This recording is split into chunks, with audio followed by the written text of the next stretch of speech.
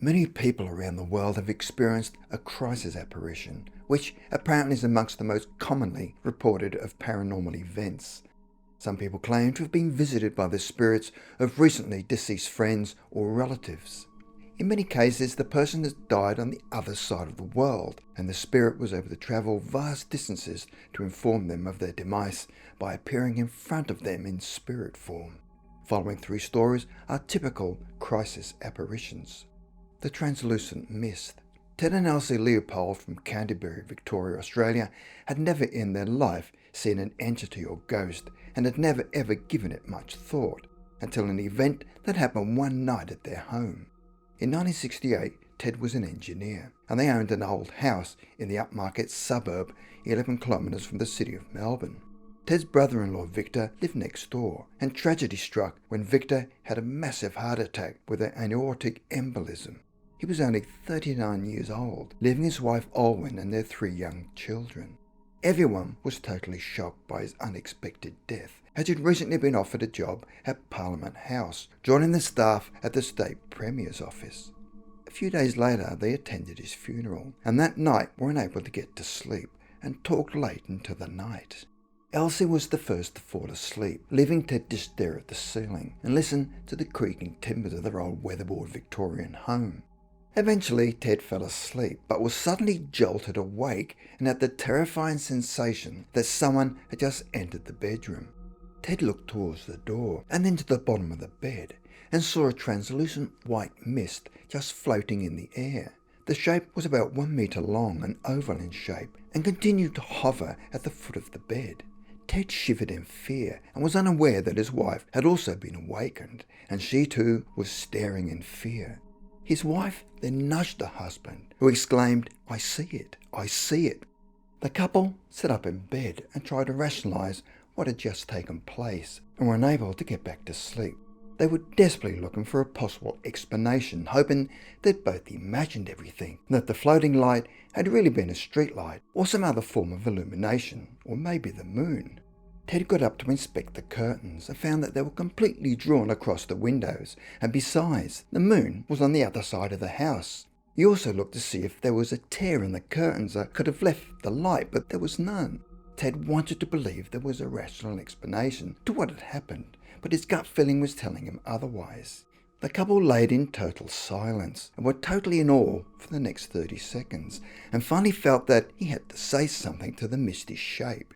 He said to the apparition, "Don't worry, Vic, we'll look after Olwen and the children." Ted said that although he could not see the face of the apparition, he felt certain that it was his brother-in-law Vic, and that the feeling came from the deepest part of his soul. Ted had no sooner finished talking to the apparition when it slowly dimmed and vanished.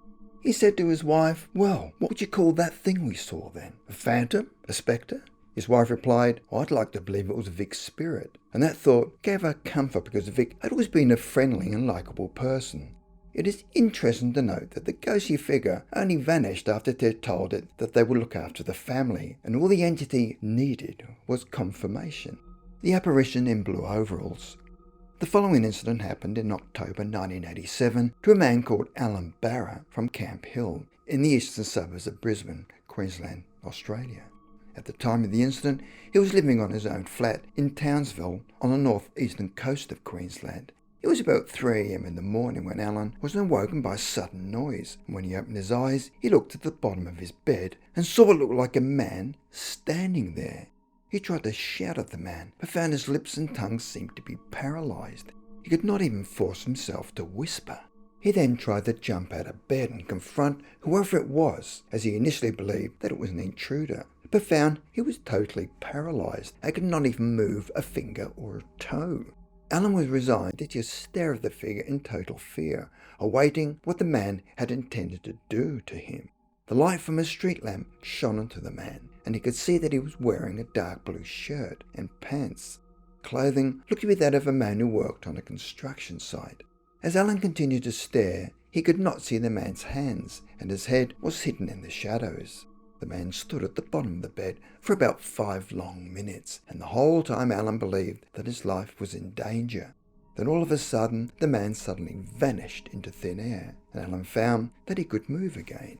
He lay in bed for the rest of the night, totally mystified as to what had happened to him, and the following day, he would get the answer he was looking for.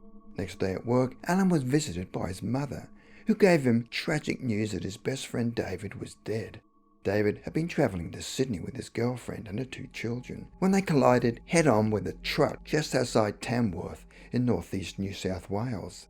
Dave had died from horrific burns, and the others managed to survive, but they had multiple injuries. The terrible accident happened at 2 a.m. in the morning and was about 90 minutes before the figure appeared in his bedroom at the foot of his bed. Later, when Alan made further inquiries about the accident, he was told that when Dave had been removed from the wrecked vehicle, he'd been wearing his blue work clothes. This with the exact same clothing that the frightening figure had been wearing. Alan realised that the intruder in his room had been Dave's spirit. Alan was now comforted by the fact that his best friend had come to see him one last time, even though it disturbed him at the time. The watch. One night in 1978, Janet Brett from Carnegie, Victoria, Australia, had a premonition that something was very wrong, and the feeling was so powerful that she was unable to sleep that night.